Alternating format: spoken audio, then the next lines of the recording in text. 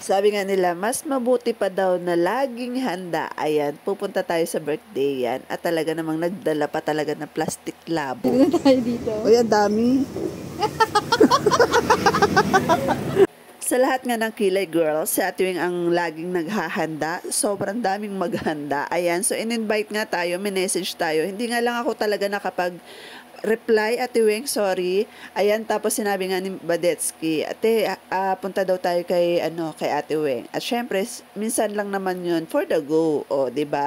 So, thank you so much, Ate Wing. At talaga namang titingnan natin kung ba makakapag-uwi tayo na ni Ate Wing. Ang kukulit lang talaga. Ayan, so pagdating namin doon, syempre kwentuhan agad. Hindi agad kami yung kakain. So, una na sa amin ang 2 kilay. Ayan na nga, kakain tayo ng handa. May palitsyon pa. Talaga naman sirang-sira yung diet mo. May hipon ako natanaw. Oh, sobrang yummy. Ayan. So, syempre, o, diba, sirang-sira yung diet. Yung magda-diet ka, bukas naman na ulit. O, diba? So, sobrang sarap ng food. Masarap talaga magluto si Ate Wing. Ayan. So, bago tayo umuwi, kwentuhan muna and picture-picture. Ang sarap lang talaga nung nagsasama-sama tayo.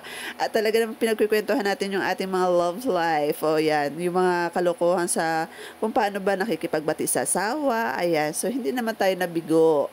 At meron tayong lechon, may spaghetti. At meron din tayo ng sinukmani. O, at meron pang paminudo. Sobrang sarap. Thank you so much, Ate Weng.